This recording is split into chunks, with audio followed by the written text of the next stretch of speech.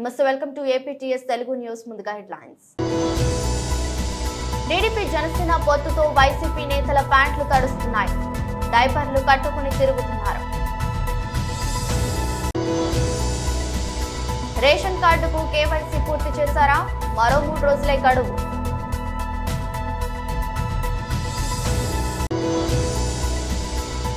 YouTube లో likes కోసం live లో జంతువులను చంపుతున్న యువతి. రామన్నపేట మండలంలోని వెల్లంకి గ్రామంలో భర్త భుని దేవేందర్ ఇంటి ముందు భార్య సరిత ధర్నా. టీడీపీ జనసేన పొత్తుతో వైసీపీ నేతల ప్యాంట్లు తడుస్తున్నాయి. డైపర్లు కట్టుకుని తిరుగుతున్నారు. టీడీపీ మాజీ ఎమ్మెల్యే బొండా ఉమామహేశ్వరరావు మీడియా సమావేశం. అందరికీ నమస్కారం. ఈరోజు వైఎస్ఆర్ కాంగ్రెస్ పార్టీ మాజీ మంత్రులు ఎమ్మెల్యేలు జనసేన టీడీపీ పొత్తుల మీద ఏదో జరిగిపోయినట్టు మాట్లాడుతూ ఉన్నారు. నేను అడుగుతా ఉన్నా,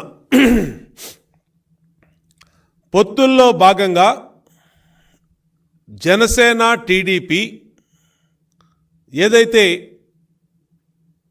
కలిసి పోటీ చేస్తామని ఇప్పటికే అనేక సందర్భాల్లో అనేక సార్లు అటు పవన్ కళ్యాణ్ గారు చంద్రబాబు గారు కలవటం మాట్లాడుకోవటం ఇవన్నీ కూడా మా అంతర్గత విషయాలు. వైఎస్ఆర్ కాంగ్రెస్ పార్టీకి మా పొత్తుల మీద మాట్లాడే హక్కు మీకు ఎక్కడదని అడుగుతా ఉన్నా. ఈరోజు ఎందుకు మీరు ఏం జరిగిపోయిందని ఏ రోజు మాట్లాడినటువంటి అంశాలని ఈరోజు అమ్మడి రాంబాబు అవ్వచ్చు, కొట్టు సత్యనారాయణ అవ్వచ్చు, పేర్ని నాని అవ్వచ్చు, లేదంటే ఇంకొక 4-5 రంగంలో దిగిపోయి ఈరోజు ఏదో జరిగిపోయింది, కాపులకేదో జరిగిపోయింది అన్నట్టుగా ఈరోజు మాట్లాడుతూ ఉన్నారు. నేను అడుగుతా ఉన్నా, కాపులకి గత ప్రభుత్వం చంద్రబాబు గారి ప్రభుత్వంలో మేము 5% రిజర్వేషన్ ఇచ్చాం. మీ జగన్మోహన్ రెడ్డి దాన్ని రద్దు చేశాడు, జీవో ఇచ్చి వర్తించదు అన్నాడు. ఏం మాట్లాడారో మీరు అని అడుగుతా ఉన్నా. ఈ కాపు సోకాళ్ళు నాయకులు అమ్మడి రాంబాబు, కొట్టు సత్యనారాయణ, లేకపోతే అమర్నాథో, లేదంటే బొత్సానో, లేదంటే పేర్ని నానినో కులం పేరు చెప్పుకొని బతుకుతున్నటువంటి వీళ్ళు ఏం మాట్లాడారు మీరు? కాపులకి 5% రిజర్వేషను చంద్రబాబు నాయుడు గారు గత ప్రభుత్వం ఇస్తే, జగన్మోహన్ రెడ్డి రద్దు చేస్తే మీరు ఏమన్నా నోరు తెరిచారా అని అడుగుతా ఉన్నా. అయిపోయింది. ఇవాళ జగన్మోహన్ రెడ్డి మొన్నటిదాకానేమో నా వెంట్రుకు కూడా ఎవరూ పీకలేరు అన్నాడు. తర్వాత వైనాట్ 175 అన్నాడు. తర్వాత జనం అందరూ మీరు నా తోడుండాలి అన్నాడు. ఆఖరికి నిన్న ఇండియా టుడే టీవీ ఇంటర్వ్యూలో నేను ఆనందంగా వెళ్ళిపోతున్నాను ఇంటికి అంటున్నాడు. పీక్కోవాల్సినంత పీక్కున్నాడు, దోచేయాల్సిన దోచేశాడు, మొత్తం జే గ్యాంగ్ అంతా లూటీ చేసిన రాష్ట్రాన్ని, ఇంటికి వెళ్ళిపోతున్నానని అతనే ఒప్పుకున్నాడు. ఓటమిని ముందే 60 రోజుల ముందే. బోగస్ రేషన్ కార్డుల ఎరివేతలో భాగంగా తెలంగాణ ప్రభుత్వం ప్రవేశపెట్టిన కేవైసీ గడువు ఈ నెలాఖరుతో ముగియనుంది. బోగస్ కార్డులతో పాటు చనిపోయిన వారు పెళ్లిళ్లు చేసుకుని మరో చోటికి వెళ్లిపోయిన వారి పేరును కూడా రేషన్ పొందుతున్నట్టు వార్తలు రావడంతో ప్రభుత్వం గతేడాది కేవైసీ ధృవీకరణ ప్రక్రియను ప్రవేశపెట్టింది. రేషన్ కార్డు లబ్ధిదారులు ప్రతి ఒక్కరూ రేషన్ దుకాణాలకు వెళ్లి తమ వేలిముద్రలు ఇచ్చి కేవైసీ పూర్తి చేసుకోవాలని ఆదేశించింది. దీంతో చాలా మంది కేవైసీని పూర్తి చేసుకున్నారు. ఈ నెల 31తో ఈ గడువు తీరనుండగా మేడ్చల్, మల్కాజ్గిరి జిల్లాలు మినహా హైదరాబాద్, రంగారెడ్డి జిల్లాల్లో ఈ ప్రక్రియ నత్తనడకన సాగుతుంది. ఈ 2 జిల్లాల్లో ఇప్పటి వరకు దాదాపు 30% మంది కేవైసీ పూర్తి చేసుకోలేదని అధికారులు తెలిపారు. యూట్యూబ్లో సబ్స్క్రైబర్ల సంఖ్యను పెంచుకోవడమే లక్ష్యంగా ఓ యువతి దారుణానికి తీరతీసింది. లైవ్లోనే జంతువులను చిత్రహింసలకు గురి చేసి చంపడం మొదలుపెట్టింది. ఈ మేరకు 4 లైవ్ వీడియోలను గుర్తించిన పోలీసులు ఆమెను అరెస్ట్ చేశారు. అమెరికాలో ఈ ఘటన జరిగింది. పెన్సిల్వేనియాకు చెందిన 28 ఏళ్ల అనిగర్ మెన్సీ అనే యువతి జీవహింసకు పాల్పడిందని పోలీసులు వెల్లడించారు. ప్రాణంతో ఉన్న జంతువులను హింసిస్తున్నట్లుగా వికృతంగా వ్యవహరిస్తున్నట్టుగా గుర్తించామన్నారు. లైవ్ లో కోడి, పావురం, కుందేలు, కప్పల శరీర భాగాలను ముక్కలుగా కోస్తున్న 4 లైవ్ స్ట్రీమింగ్ వీడియోలను ఆమె ఛానల్లో గుర్తించామని, గత వారం ఆమెపై కేసు నమోదు చేసినట్టు వెల్లడించారు. వేర్వేరు జంతువులను పట్టుకుని హింసించడం ద్వారా సబ్స్క్రైబర్లను పొందిందని, లైవ్ లోనే వాటిని పట్టుకునేదని తెలిపారు. జంతువుల పట్ల ఈ విధంగా వ్యవహరించడం అమానవీయమని అప్పర్ డార్బీ పోలీస్ సూపరింటెండెంట్ అధికారి తిమోథీ బెర్నార్డ్ హెచ్చరించారు. జంతువులను చంపడమే కాకుండా ఇలా చేయాలంటూ దాదాపు 20,000 మంది సబ్స్క్రైబర్లను ప్రోత్సహించడం వాస్తవమని తేలిందన్నారు. ఈ మేరకు సోషల్ మీడియా వేదికగా ఆయన స్పందించారు. కాగా అరెస్టుకు ముందు గత శుక్రవారం ఆమె చివరి వీడియోను పోస్ట్ చేసింది. కుకింగ్ లక్కీ పేరుతో పోస్ట్ చేసిన ఈ వీడియోలో మెన్సీ వంట గదిలో ఒక కోడిని హింసించి చంపింది. కోడి తప్పించుకునేందుకు ప్రయత్నించగా వంటగది సిక్కై కోడి మెడను కత్తితో కోసింది. ఇక వీడియో చేసే సమయంలో ఆమె లైక్స్ కొట్టాలని కోరుతుంది. లైవ్ చూసే వారి సంఖ్య పెరిగిన తర్వాత జంతువులను చంపుతుండేనని వీడియోల ద్వారా స్పష్టమైంది. అనేక కప్పలు, పక్షులను చంపింది. ఒక వీడియోలో మొండి కత్తితో కుందేలును చంపిందని ఆరోపణలున్నాయి. యాదాద్రి భువనగిరి జిల్లా రామన్నపేట మండలంలోని వెల్లంకి గ్రామంలో భర్త గుని దేవేందర్ ఇంటి ముందు భార్య సిరిత ధర్నా. పిల్లలు పుట్టడం లేదని, శారీరకంగా మానసికంగా హింసిస్తున్నాడని ఆవేదన.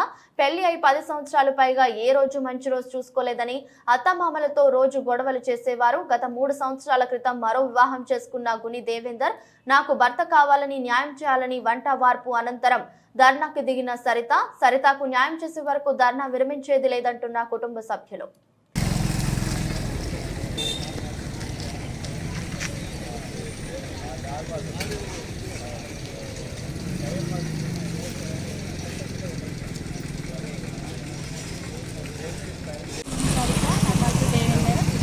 వెళ్ళండి గ్రామం. నా పెళ్ళి అయి 12 ఏళ్ళు అవుతుంది. నా పిల్లలు కాలేదని ఇంకో ఆమె చేసుకున్నాను. నేను కేసు పెట్టిన. నాకు ఏ న్యాయం చేస్తలేరు, పెద్ద మనుషులు చేస్తలేరు, ఎవరు చేస్తలేరు. నేను నా ఇంటి ముందర వచ్చి కూర్చున్నా. నాకు ఉన్నందుకు నా ఈ బ్యాగులు బయటేసి తాళం వేసుకుంటూ నాకు ఏ న్యాయం చేస్తారో అని ఊళ్ళో కూర్చొని ఇంటి ముందర కూర్చొని ధర్నా చేస్తున్నా. నా భర్త రావాలి, నాకు ఏదో ఒకటి న్యాయం చేయాలి. మీడియాని కోరుకుంటున్నాను.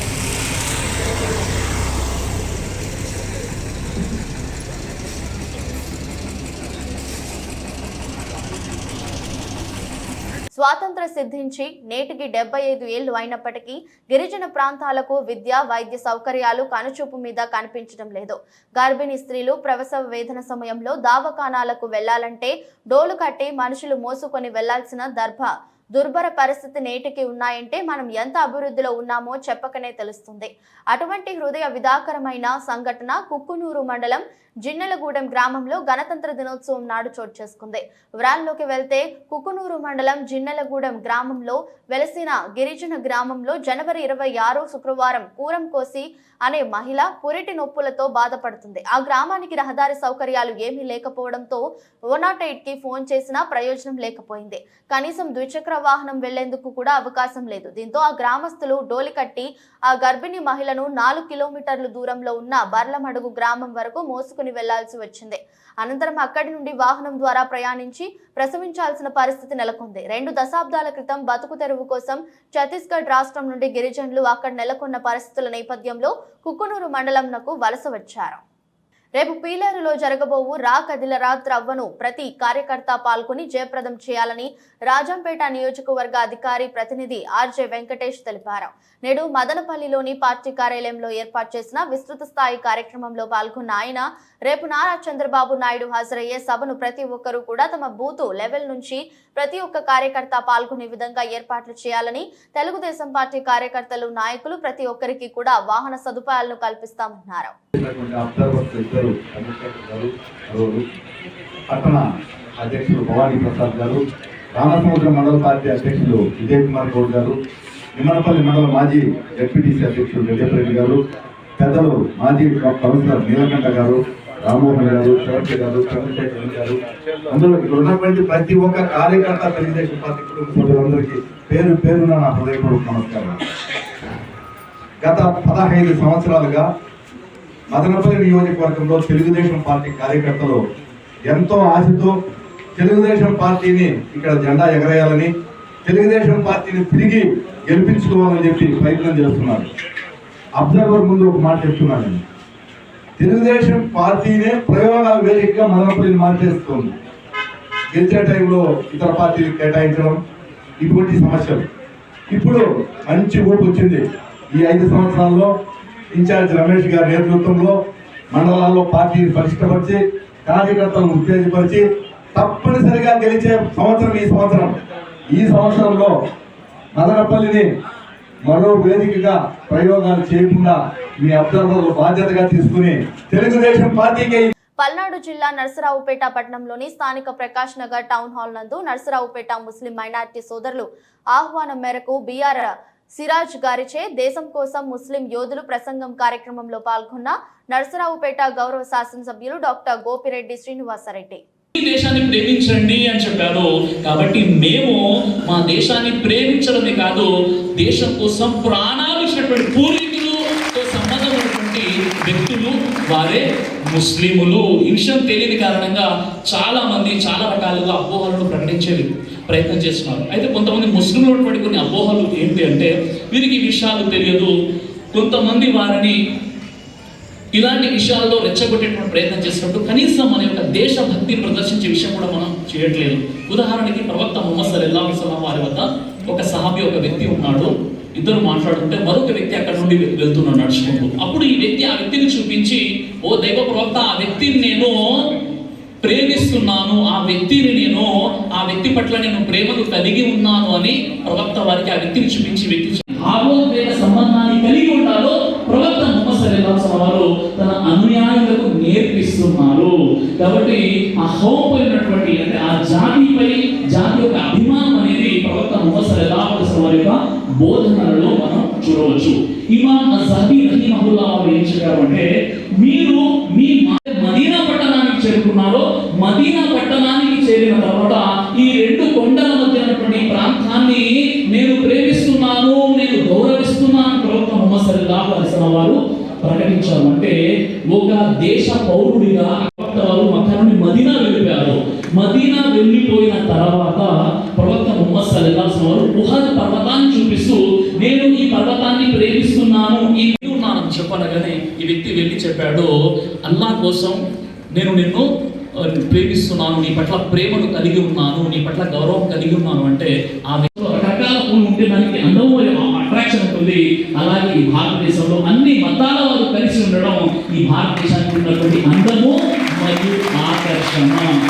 మన భారతదేశానికి చెందినటువంటి మొట్టమొదటి అంతరిక్ష వ్యోమగామి రాకేష్ శర్మ ఎప్పుడైతే అంతరిక్షంలో అడుగు పెట్టారో అప్పుడు అబద్ధాలు చెప్పి అరవింద బాబు ప్రజలు నమ్మే రోజులు పోయాయని, ఇకనైనా మీ అబద్ధాలు చెప్పటం మానుకోవాలని, త్వరలో ప్రజలు సరైన బుద్ధి నీకు చెప్తారని నర్సరావుపేట శాసనసభ్యులు డాక్టర్ గోపిరెడ్డి శ్రీనివాసరెడ్డి అన్నారు.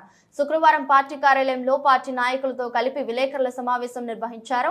ఈ సందర్భంగా డాక్టర్ గోపిరెడ్డి మాట్లాడుతూ, నర్సరావుపేట తెలుగుదేశం పార్టీ ఇన్ఛార్జ్ అరవింద్ బాబు నోరు తెరిస్తే అబద్ధాలేనని, ఎప్పుడు మాట్లాడినా గోపిరెడ్డి గుటకాలు, మాటకాలు, గంజాయి లెక్కలు అమ్ముతున్నాడంటూ మాట్లాడటం సరైన పద్ధతి కాదని అన్నారు. గతంలో చిలుకలూరిపేట రోడ్లో గల భూమిని ఎమ్మెల్యే గోపిరెడ్డి కబ్జా చేశారంటూ ప్రచారం నిర్వహించారని, తరువాత భూమి వాళ్ళు వచ్చి పొలం మాది అని చెబితే నోరు మూసుకొని ఊరుకున్నాడని, మరలా 2 రోజుల క్రితం రాయపాడు రోడ్లో గల పొలం ఎమ్మెల్యే కబ్జా చేశాడంటూ పెట్టడం సరైన పద్ధతి కాదని అన్నారు.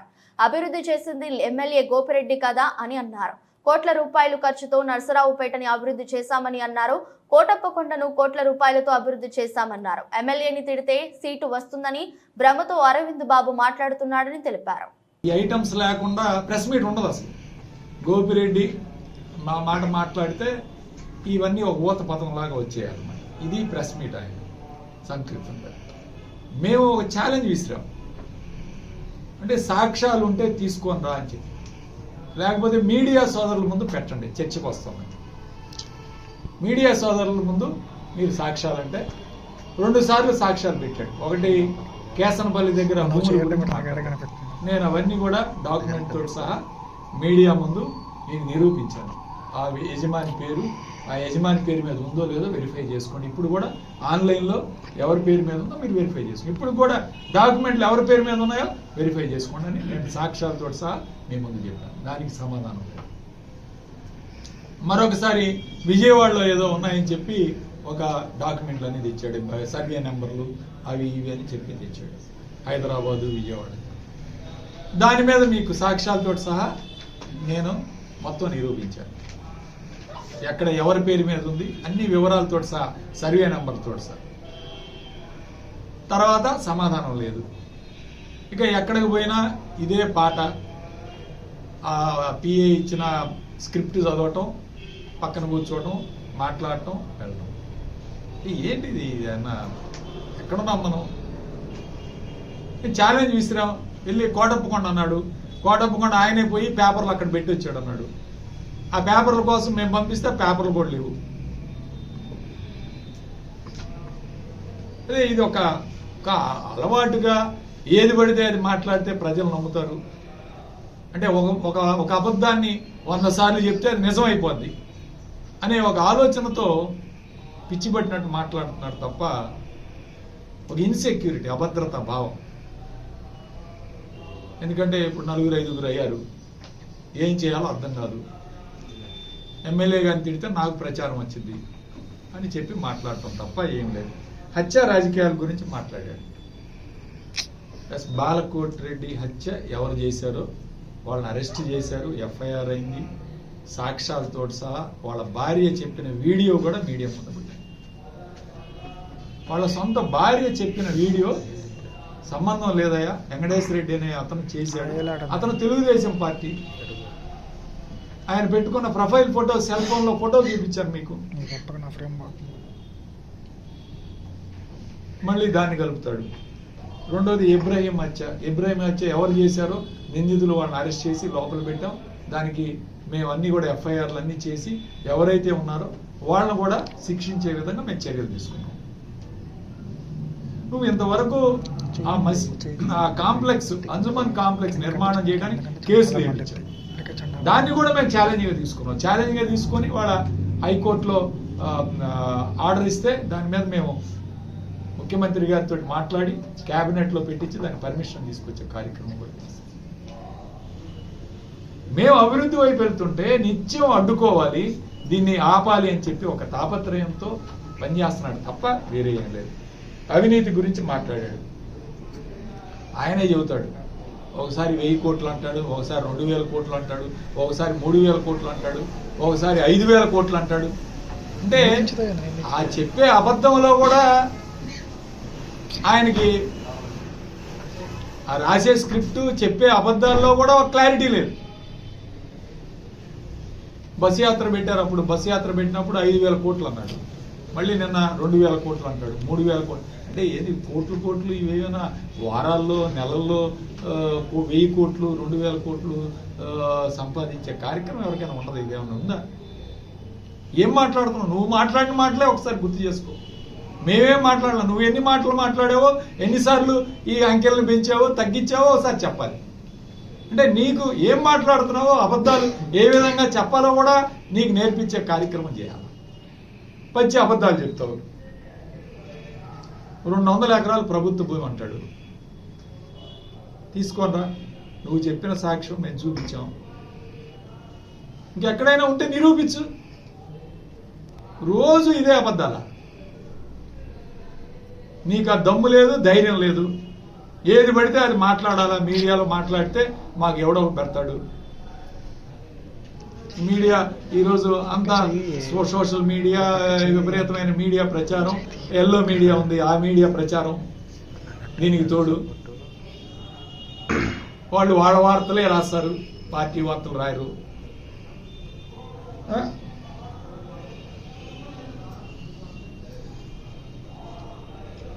తోపుడు బండ్ల దగ్గర, లేకపోతే బండ్ల దగ్గర, వాళ్ళ దగ్గర, వీళ్ళ దగ్గర జీ ట్యాక్స్ అంటారు.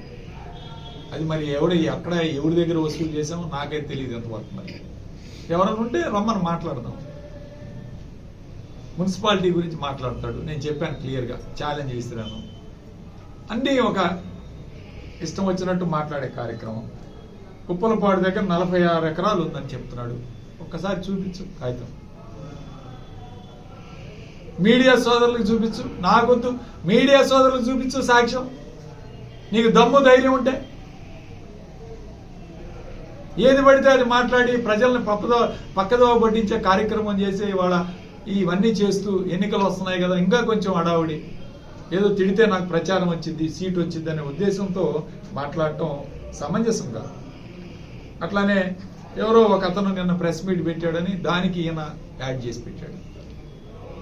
మా పార్టీ అతను. డాక్టర్ బిఆర్ అంబేద్కర్ కోనసీమ జిల్లా కలెక్టర్ కార్యాలయం ఎదుట క్రాంతి పథకం ఉద్యోగులు సేర్ప్ జేఏసీ ప్రెసిడెంట్ డి వరాలబాబు, కార్యదర్శి ఎం వెంకటేశ్వరరావు, కోశాధికారి కేబీవి ప్రసాద్, సహాయ కార్యదర్శి పివి రమణ ఆధ్వర్యంలో ఉద్యోగాలను పర్మనెంట్ చేయాలంటూ నిరవధిక సమ్మెను నిర్వహించారు. జేఏసీ అధ్యక్షులు డి వరాలబాబు మాట్లాడుతూ సెర్ప్ సంస్థను ప్రభుత్వ సంస్థగా గుర్తించి కేడర్ ఫిక్స్ చేస్తూ పే స్కేల్ అమలు చేసి సర్వీసు రెగ్యులర్ చేయాలి. జీఓఎంఎస్ నెంబర్ 11 తెలంగాణ రాష్ట్రంలో అమలు పరిచిన విధంగా చేయాలని ప్రభుత్వాన్ని డిమాండ్ చేశారు. సెర్ప్ ఉద్యోగుల శాంక్షన్ పోస్టులు సర్వీస్ క్రమబద్ధీకరణ చేస్తూ జీవో జారీ చేయాలన్నారు. ఈపీఎఫ్ సీలింగ్ విధానం తీసివేసి మూల వేతనంపై 100% ఈపీఎఫ్ ను అమలు చేయాలన్నారు. Supporting staff L1, L2, L3 మరియు అన్ని క్యాడర్ కి పదోన్నతి ఇంక్రిమెంట్ ఇవ్వాలని సహాయ కార్యదర్శి రమణ మాట్లాడుతూ సెర్ప్ లో కారుణ్య నియామకాలు జరిపి మరణించిన కుటుంబాల సభ్యులకు అర్హతను బట్టి ఉద్యోగం ఇవ్వాలన్నారు. సెర్ప్ సిబ్బంది పదవి విరమణ వయసు 60 నుండి 62 సంవత్సరాలకు పెంచాలని, ప్రభుత్వ ఉద్యోగస్తులకు ప్రస్తుతం అమలు చేస్తున్న గ్రాట్యుటీ 16 లక్షలు మరియు HRAG బోనో సెర్చ్ ఉద్యోగులకు అమలు చేయాలని ఈ నిరసన కార్యక్రమంలో MVL కుమారి, శ్యాముల్, భూపతి వర్మ, అజయ్, రమాకాంత్, ఎన్ నాగవేణి, ఎం లక్ష్మి, కె వెంకట లక్ష్మి పలువురు ఉద్యోగులు పాల్గొన్నారు.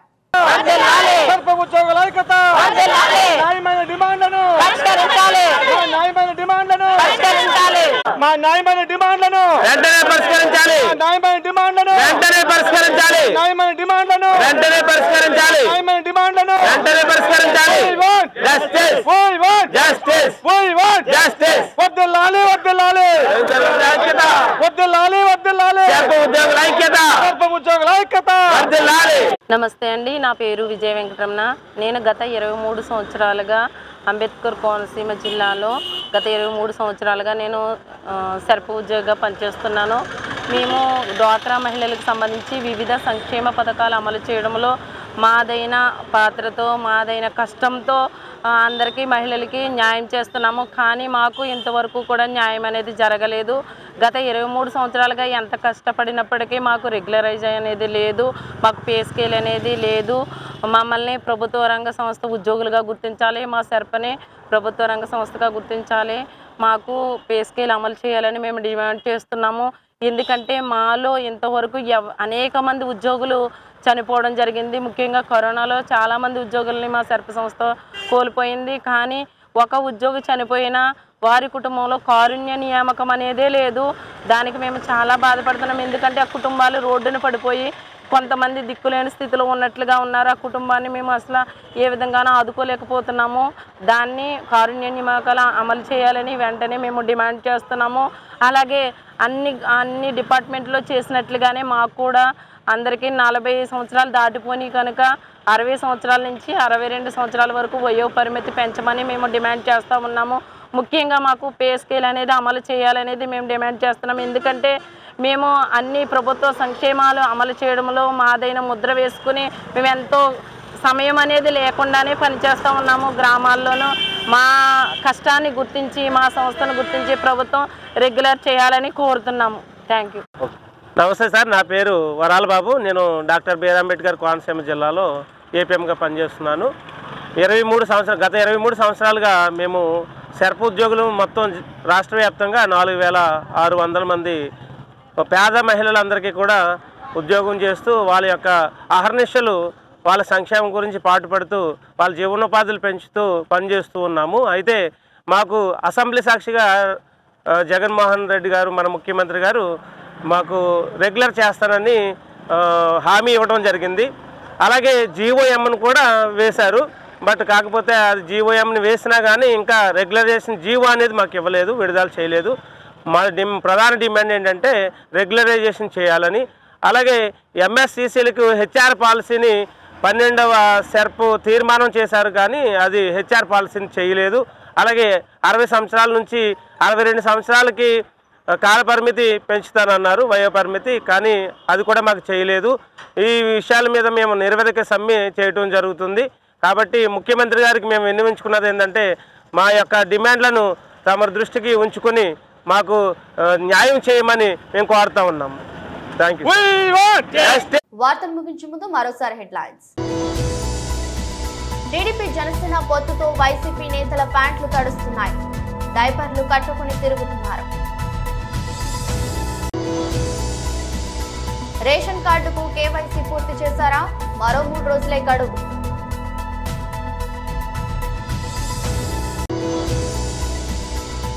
యూట్యూబ్ లో లైక్స్ కోసం లైవ్ లో జంతువులను చంపుతున్న యువతి.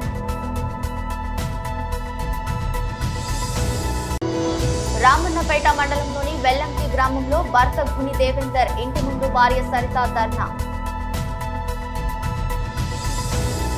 ఇది రోజు బులెటిన్. మరో బులెటిన్లో మళ్ళీ కలుద్దాం. అంతవరకు సెలవు. నమస్కారం.